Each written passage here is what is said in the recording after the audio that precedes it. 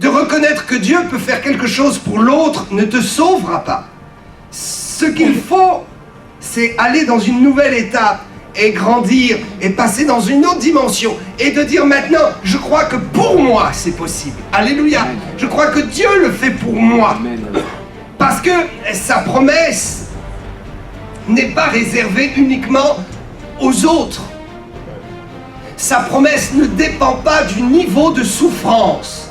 Peut-être tu penses que ton niveau de souffrance est inférieur au niveau de l'intervention de Dieu. Peut-être tu te dis, mon niveau de souffrance n'est pas assez grand pour que Dieu s'occupe de moi, mais pourtant Dieu s'occupe de toi, quel que soit le niveau de ta souffrance.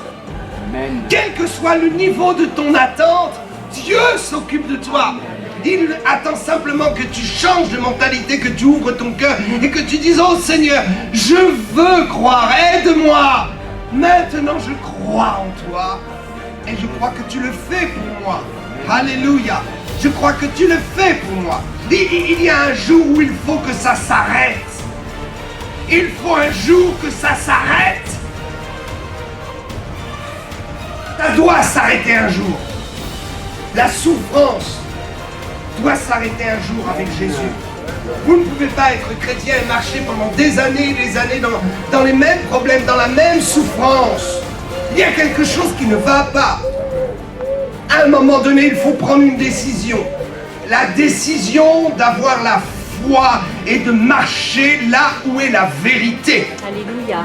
Parce que c'est la vérité qui nous libère. Alléluia. Et je vais prêcher dans un instant sur ce sujet. Je sens la présence de Dieu et je sens vraiment que le Saint-Esprit est ici. Les choses vont commencer à changer. Vous allez vous apercevoir qu'il y a de l'amélioration. Et que lorsque cette amélioration s'est installée dans votre vie, elle ne fait pas marche arrière. Vous voyez, la force pensée ou la manipulation hypnotique, c'est quelque chose de réel. Mais quand vous êtes dans ces choses, l'amélioration ne dure pas. Vous retombez dans vos problèmes. Parce que le diable ne peut pas vous donner une grâce continue. La puissance de l'esprit humain et charnel ne peut pas vous conduire définitivement dans une délivrance. C'est toujours ponctuel, c'est toujours pour un temps.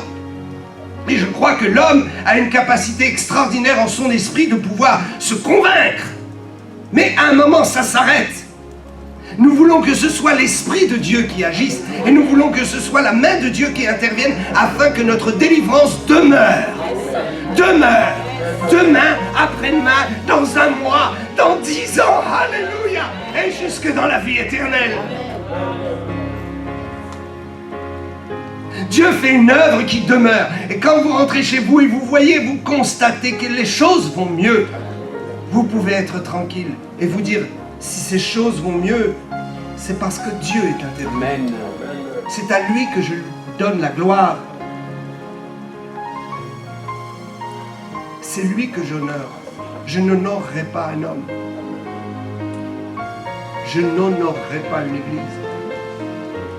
J'honorerai le roi des rois, Alléluia. le prince de la vie, le Alléluia. Seigneur des seigneurs, celui qui vient en majesté, celui qui se revêt de sa robe royale, qui se lève de son trône de puissance. Et quand il marche, oh quand il marche, les pans de sa robe couvrent son peuple.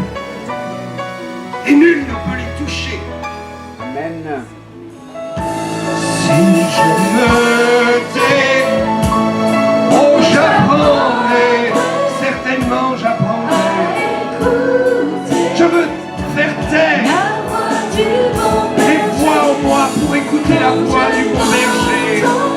Alors quand je l'entends, c'est là que je comprends. C'est là que je comprends qu'il a payé pour ma liberté. Alléluia. De mon cœur, oh Seigneur, quand je t'ouvre mon cœur, je t'entends me parler et ta voix dans mon cœur toujours demeure et ta vie à jamais coule en et ta vie à jamais coule comme un torrent, et ta vie à jamais coule comme un torrent. Alléluia, la merveilleuse présence de Dieu, n'est-ce pas extraordinaire de se trouver en présence de notre Créateur. Père, nous te prions afin que ta parole pénètre en nos cœurs d'une façon surnaturelle et efficace. Nous te prions que ta parole pénètre en notre esprit et dans notre conscience comme une eau qui lave, qui purifie, comme une eau qui transmet la vie. Nous recevons pour nous-mêmes la bénédiction de la prédication de la parole. Dites-le, dites-le, je reçois pour moi-même, pour ma propre vie, pour ma propre existence, je reçois la bénédiction de la parole de Dieu et je détruis tout esprit d'incrédulité en moi. Je condamne tout esprit d'incrédulité. Je chasse toute pensée d'incrédulité. Je me libère de toute pensée qui pèse et qui tourmente mon âme. J'oublie mes soucis. Je dépose mes soucis au pied de la croix bénie. Moi et ma famille, nous serons bénis. Moi et ma famille, nous sommes bénis. Moi et ma maison, nous sommes protégés. Je le proclame et je le confesse. Au nom de Jésus-Christ, au nom de Jésus-Christ. Amen, amen. Naturellement, par nature, la vérité n'est pas en nous. Je suis désolé de vous le dire, mais il faut le constater. La nature humaine ne produit pas d'elle-même la vérité. Parce que la nature elle-même a été affectée, tourmentée, perdue par la puissance du péché. La désobéissance à Dieu affecte la capacité à produire la vérité. Le mensonge combat la vérité et s'installe à la place de la vérité. C'est ce que le péché a fait dans nos vies. Mais grâce soit rendue à Dieu de ce que nous pouvons redevenir des producteurs de vérité. Quand je dis redevenir, ça veut dire que à l'origine, en Adam et Ève, avant la chute, avant le péché, l'humanité produisait d'elle-même la vérité. Adam et Ève étaient des producteurs de vérité parce qu'ils n'étaient pas dans le mensonge. Et ils voyaient Dieu face à face. Ces choses ont été perdues, mais nous pouvons les retrouver en Jésus-Christ. Et nous allons comprendre quelque chose.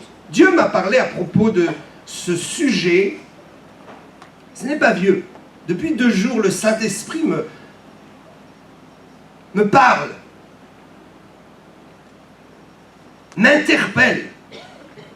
Et je voudrais vous partager un peu de ce que j'ai compris, de ce que Dieu m'a dit. Amen. Jean chapitre 8, versets 31 et 32. Il dit aux Juifs qui avaient cru en lui, vous verrez que ce n'est pas anodin, ce n'est pas un hasard qu'il soit précisé que Dieu s'adresse d'abord aux Juifs. Nous allons le comprendre. Il dit aux Juifs qui avaient cru en lui, si vous demeurez dans ma parole, vous êtes vraiment mes disciples. Vous savez, ce qui compte, ce n'est pas d'effleurer l'océan de vérité. C'est de s'y plonger, d'y vivre et d'y demeurer. Mangez la parole. Nourrissez-vous de la parole. Faites de la parole votre code de conduite et de vie. Demeurez dans la parole de Dieu et votre vie va changer. Votre vie sera bénie et vous irez de gloire en gloire. Étape par étape, Dieu vous fera monter dans sa gloire et vous n'en redescendrez pas. Celui qui demeure dans la parole de Dieu ne peut pas faire marche arrière. Imaginez chaque fois que vous avez fait marche arrière. Je veux imaginer et comprendre. À chaque fois que j'ai fait marche arrière, c'est parce que quelque part, je ne suis pas resté dans la parole. Je n'ai pas demeuré. Je n'ai pas fait que mon esprit demeure dans la parole. Et j'ai commencé à raisonner moi-même. Et je n'ai plus raisonné selon Dieu. Demeurez dans ma parole. Vous êtes vraiment mes disciples. Vous connaîtrez la vérité. Alléluia. Si vous voulez connaître la vérité, demeurez dans la parole. Ne pensez pas que vous allez connaître la vérité en effleurant le bord de l'océan merveilleux, de ce grand espace qui est la parole de Dieu. Il faut y pénétrer, il faut demeurer dans la parole pour que la vérité s'attache à nous. Nous pouvons connaître une vérité aujourd'hui et l'oublier demain.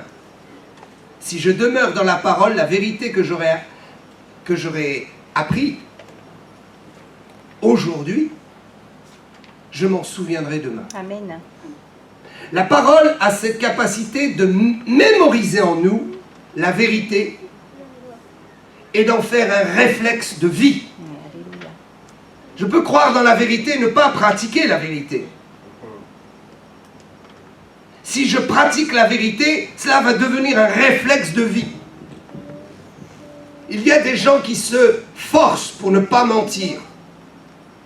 Mais quand nous sommes avec le Seigneur et que nous sommes remplis de sa parole, lorsque nous demeurons dans sa parole, nous n'avons pas à nous forcer. La vérité est naturelle en nous. Vous connaîtrez la vérité et la vérité vous affranchira. Oh, je bénis Dieu de ce que... Il est question ici d'une action future. Si nous lisons la Bible, une action dans le futur est programmée. L'action immédiate n'est pas complète. C'est pourquoi il faut persévérer.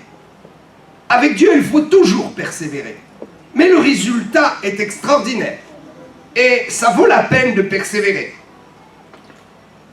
Il y a des gens qui sont déçus parce qu'ils voudraient tout de suite. Et Dieu ne leur donne pas tout de suite. Alors ils sont découragés. Et ils abandonnent. C'est dommage. Il faut persévérer avec Dieu. La vérité devient un produit de bénédiction lorsque nous persévérons dans la vérité. Vous connaîtrez la vérité et celle-ci vous affranchira.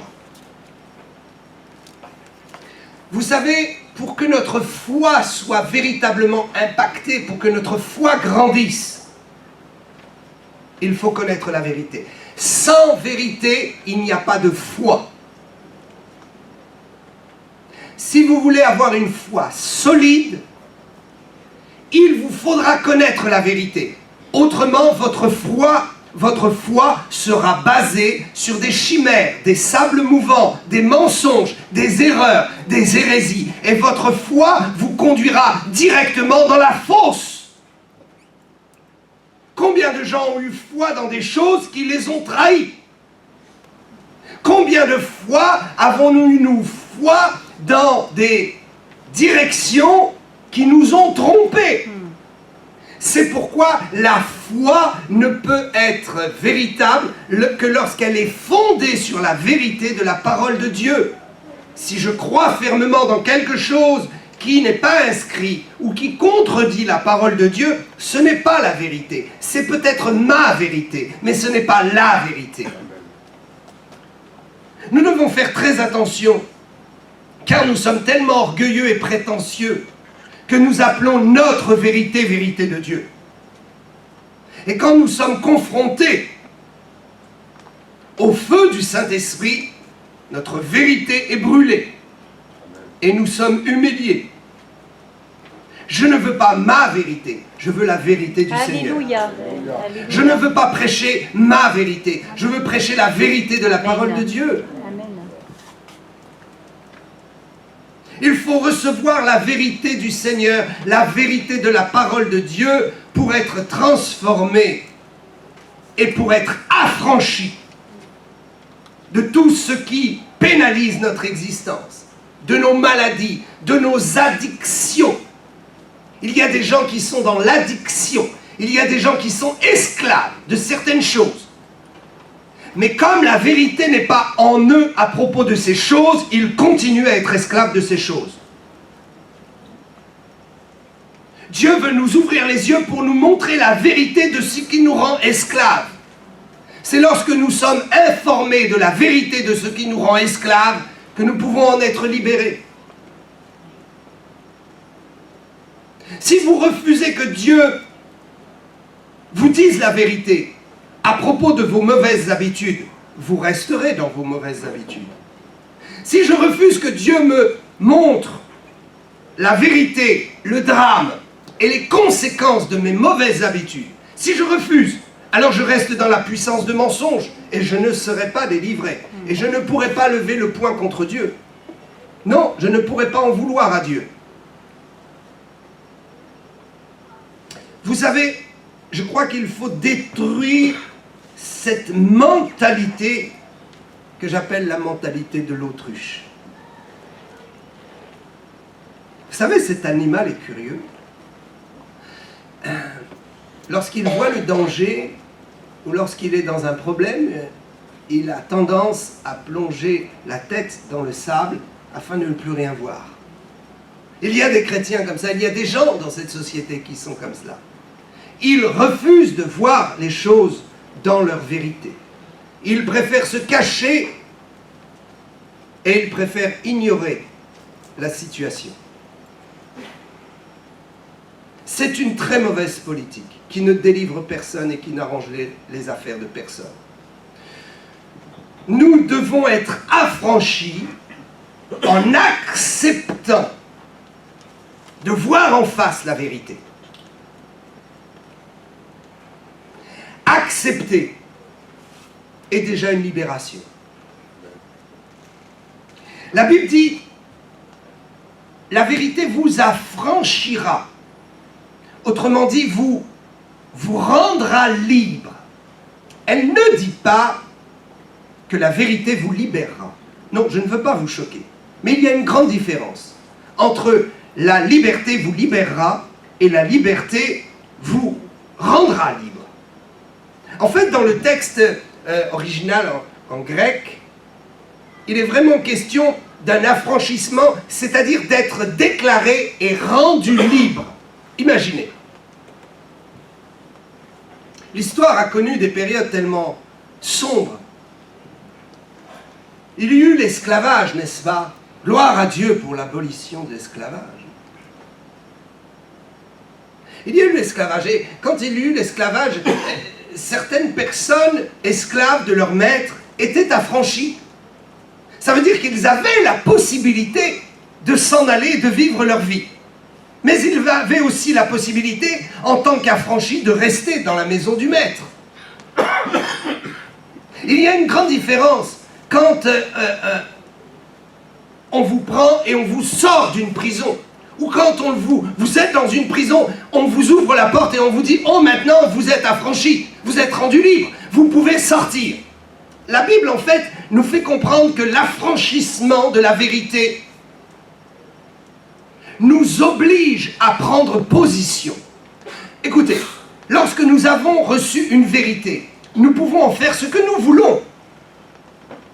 La vérité ne rend pas libre automatiquement parce que nous l'avons entendue. La vérité entendue ne rend pas libre. La vérité pratiquée et acceptée rend libre. Amen. La Bible va dire des vérités à propos de ta vie. C'est à toi d'en faire quelque chose ou de ne rien en faire. Il y a des gens qui pensent « Oh, parce que j'ai entendu la vérité, alors ça y est, je suis libre. » Non. Il faut prendre une décision quant à la vérité que tu as entendue. Il y a des gens qui sont dans des églises mortes. Et ils voudraient bien être guéris, et ils voudraient bien être délivrés, et ils voudraient bien ressentir cette présence du Saint-Esprit. Mais là où ils sont, il n'y a plus rien. C'est un cimetière. Et un jour, Dieu, par compassion, leur ouvre les yeux et leur montre la vérité. Mais ces gens sont libres de rester là où ils sont et de continuer à souffrir. Ou de prendre position et de mettre en pratique et en œuvre la vérité qu'ils ont reçue en allant vers d'autres horizons. Il y a des gens qui sont liés dans des situations. Le fait qu'ils prennent conscience de cette situation ne les libère pas. Ce qui va les libérer, c'est leur prise de position par rapport à ce qu'ils ont connu dans la vérité. Il y a des gens qui se plaignent tout le temps, mais Dieu leur a montré la solution. Ils ont reçu la vérité. Ils ne peuvent pas dire qu'ils ne savent pas. Dieu les a parfaitement éclairés. Mais ils restent dans leur position. Ils sont affranchis, mais volontairement, ils restent en esclavage.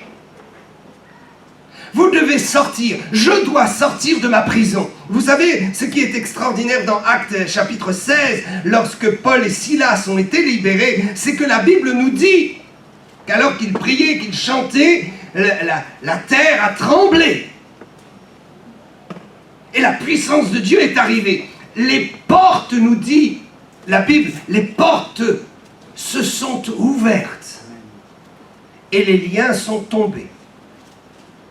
Mais les gens ont pu rester là où ils étaient, ou ont pu sortir. La puissance de Dieu a affranchi Paul et Silas. Maintenant, il appartenait à Paul et Silas de sortir. Ce qu'ils ont fait, ils ont été d'ailleurs rassurés le geôlier en lui disant « Oh, ne t'inquiète pas, tout le monde est encore là. On n'aura pas dit qu'ils pouvaient partir. Ne te fais pas de mal, parce que le geôlier voulait se tuer.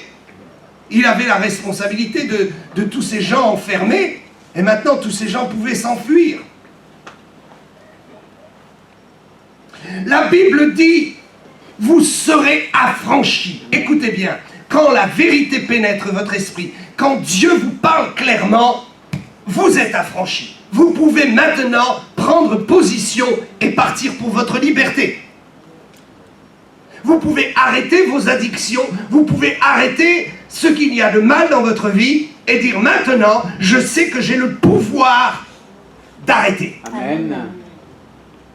La vérité nous donne un pouvoir, mais si nous ne l'utilisons pas, nous resterons esclaves. Je bénis Dieu parce que la vérité n'est pas une parole. Oh! Nous allons découvrir que la vérité est une personne.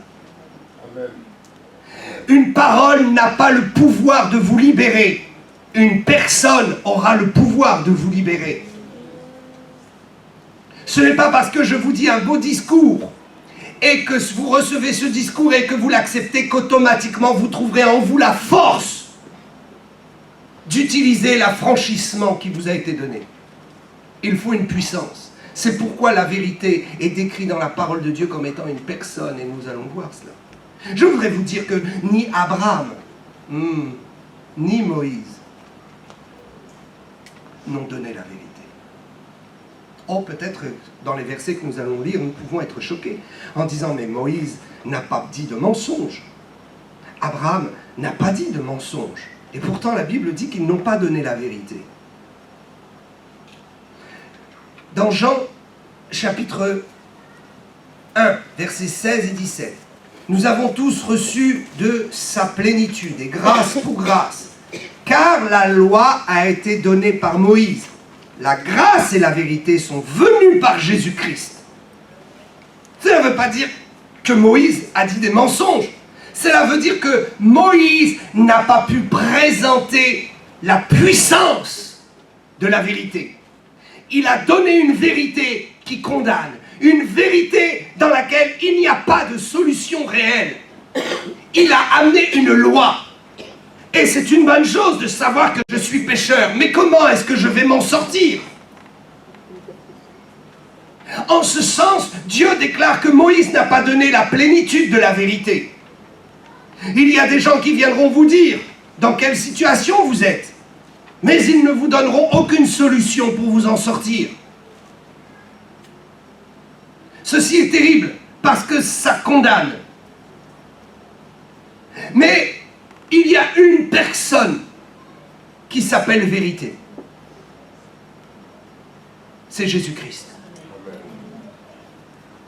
Et Jésus-Christ va désigner lui-même la vérité qui est en lui et qui est lui. Car Jésus, Dieu et le Saint-Esprit ne sont qu'une personne. Et nous allons découvrir la profondeur de ce que Jésus va nous révéler. D'abord, je voudrais vous dire que Moïse n'a pas amené la véritable puissance de vérité. Si vous plongez vos regards dans la loi, vous ne vous en sortirez pas. Vous serez convaincus, mais vous ne trouverez pas la force de sortir de votre prison, ni le moyen d'en sortir. On peut être affranchi dans une prison qui est un véritable labyrinthe, où on ne sait plus où est la sortie.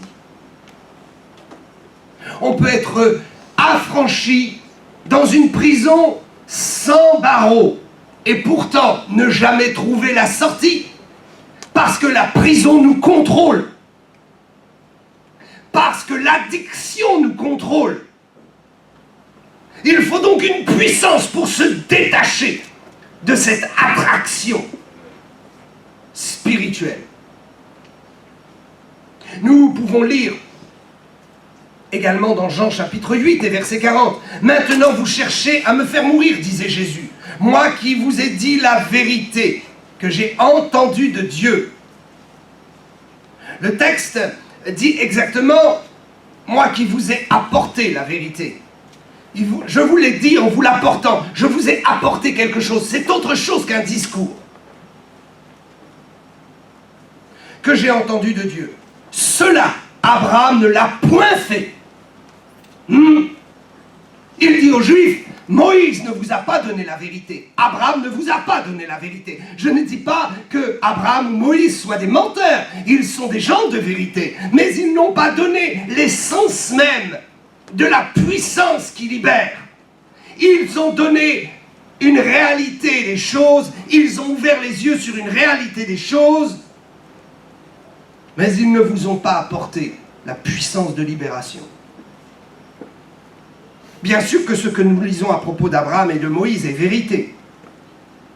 Mais si nous en restons là, si nous restons des gens religieux, si nous appliquons une formule, si nous laissons simplement pénétrer dans notre conscience des lois spirituelles, ça ne nous délivrera pas.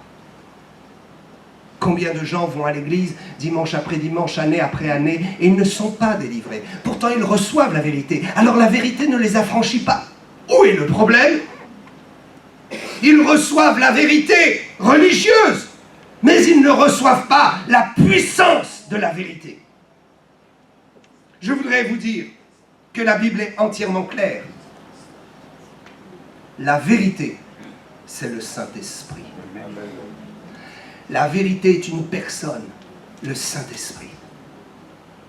Quand vous recevez une vérité ou un éclaircissement de la part de Dieu, si c'est le Saint-Esprit qui vient vous parler et vous donner cette vérité, alors vous trouverez par lui la puissance de sortir de vos forteresses, de vos cachots, de vos maladies. Alléluia. Alléluia. La vérité est bien plus qu'un discours. La vérité est bien plus qu'un sermon. La vérité est bien plus que un homme qui se lève en chair et qui donne un bon sermon. La vérité est une personne. La vérité est la puissance de Dieu qui nous a franchis, ouvre les portes de nos prisons, défait nos liens et nous donne la force de nous mettre en marche vers une autre direction. Alléluia. nous donne la force de sortir de notre direction, de cette prison pour aller ailleurs, nous donne la force de sortir de nos limitations pour aller ailleurs, nous donne la force de bouger dans l'espace, de bouger sur cette terre, de bouger dans nos mentalités, de bouger dans notre esprit. Alléluia. Alléluia. Combien de chrétiens tristes sont dans des cachots ouverts? Oh. Il y a des animaux enfermés en cage pendant des années, tout jeunes, tout bébés. Ils naissent dans des cages. Les années passent. Vous pouvez retirer les barreaux de fer et mettre des barreaux en papier. Ils croiront toujours qu'ils sont enfermés. Oh my God. Vous et moi, nous avons été affranchis. Amen. Merci. Nos prisons sont ouvertes. Nos prisons sont ouvertes. Nos prisons sont ouvertes. Jean 1 Jean chapitre 5 et verset 6. Je ne cite que des versets de Jean. Parce que Jean a tellement bien parlé à propos de la vérité. 1 Jean chapitre 5 et verset 6 affirme absolument que la vérité est une personne, c'est le Saint-Esprit. C'est l'Esprit qui rend témoignage parce que l'Esprit est la vérité. Il est du verbe être. La Bible dit là, l'Esprit est la vérité. L'Esprit est la vérité. La vérité n'est pas un beau sermon. La vérité, c'est la personne du Saint-Esprit qui nous affranchit, qui nous donne la puissance de révélation, qui nous ouvre les yeux, qui nous montre où sont nos problèmes et qui nous donne la force de nous sortir de tous nos combats inutiles. Jean chapitre 16, verset 13. Quand le consolateur sera venu, l'Esprit de vérité, il vous conduira dans toute la vérité. Amen. Si c'est un homme qui te conduit dans la vérité, ce n'est pas une vérité qui affranchit. Moïse a conduit dans une vérité, Abraham a conduit dans une vérité, mais il n'était pas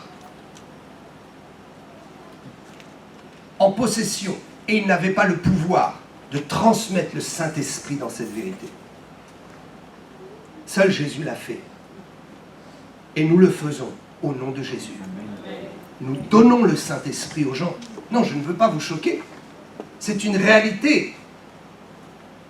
Nous donnons le Saint-Esprit aux gens lorsque nous leur donnons la vérité, que nous sommes animés de l'Esprit. C'est la personne du Saint-Esprit qui leur est communiquée. Ils reçoivent non seulement la réalité, la vision claire des choses, mais le pouvoir de le faire. Jésus nous donne le Saint-Esprit, Jean chapitre 15, verset 26, quand sera venu le Consolateur, que je vous enverrai de la part du Père. Alléluia. L'Esprit de vérité qui vient du Père, il rendra témoignage de moi. Il rend témoignage de la puissance. Qu'est-ce que fait le Saint-Esprit? Il ouvre nos yeux sur la réalité des choses et il rend témoignage de la croix. Une vérité sans la croix n'est pas une vérité pour Dieu. Est une vérité inutile. C'est la prise de conscience. C'est la fin d'une cécité. Mais ce n'est pas la libération. Nous avons besoin de recevoir la vérité par le Saint-Esprit. Nous avons besoin d'invoquer la puissance de Dieu lorsque nous sommes conscients de choses que Dieu nous a montrées. Nous devons être intimes avec le Saint-Esprit. Nous devons être attachés à lui. Nous devons sentir sa présence. Le Saint-Esprit est une personne, c'est la personne de Dieu répandue pour nous. C'est Dieu adapté au corps humain. Amen. Dieu s'adapte pour vivre en nous. Si Dieu vivait en nous, nous en mourrions.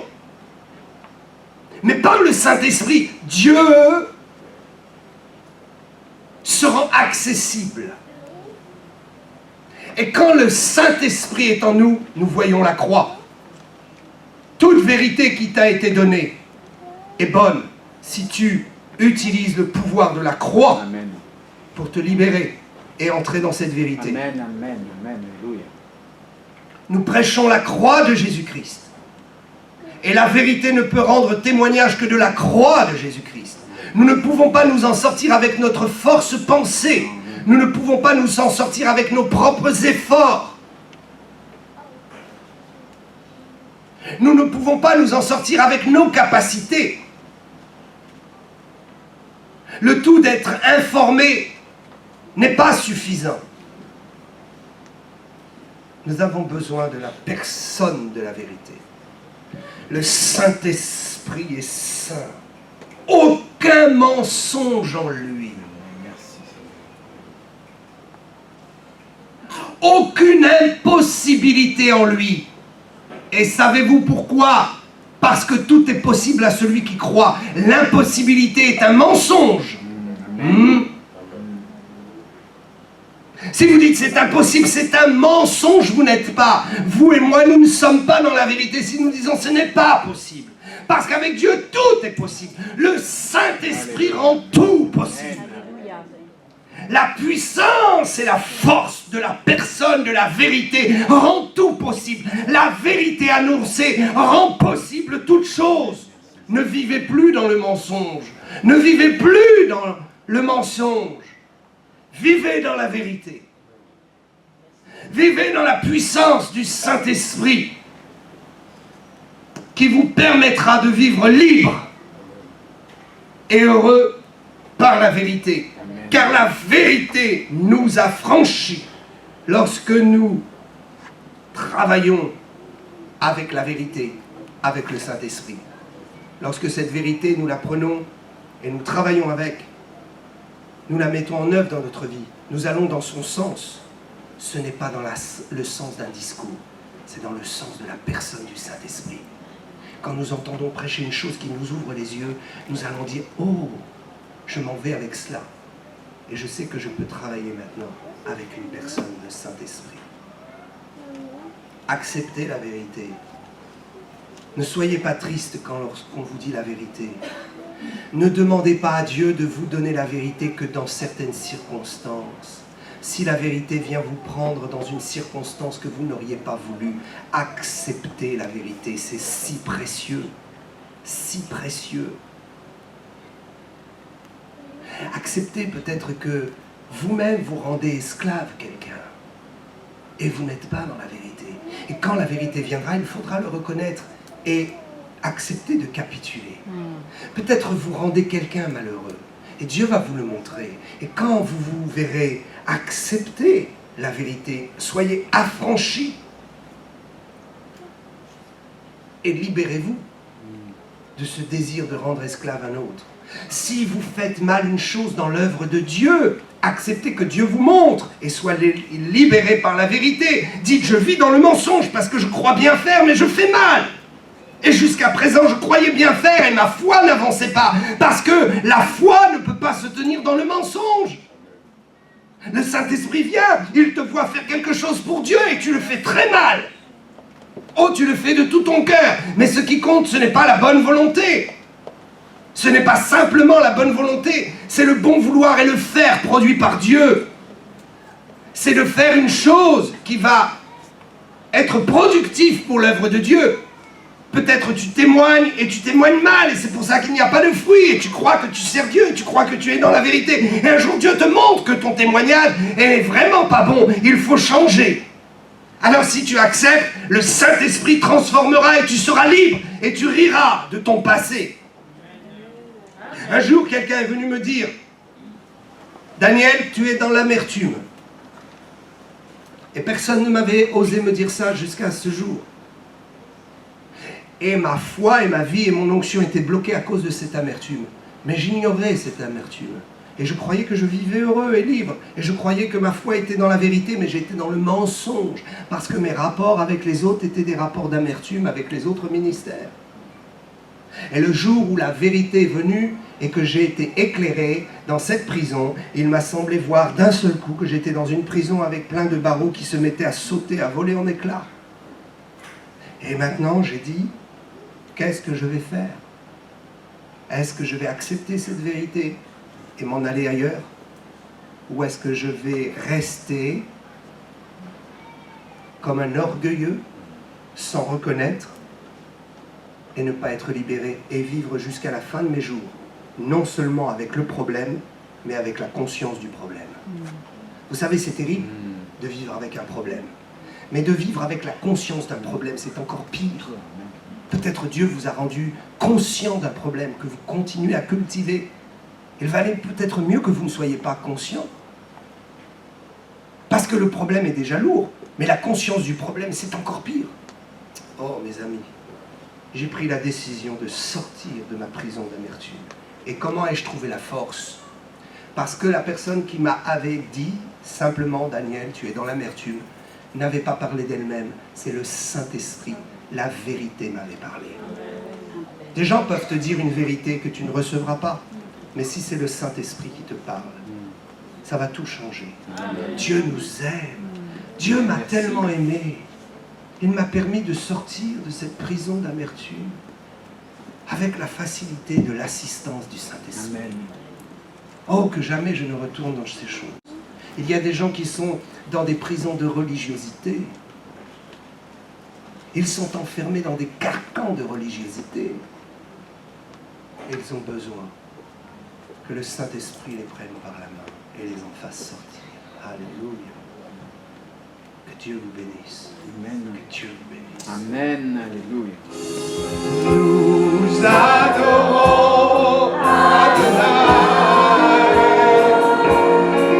Chantons, adorons, adorons le Dieu de notre salut.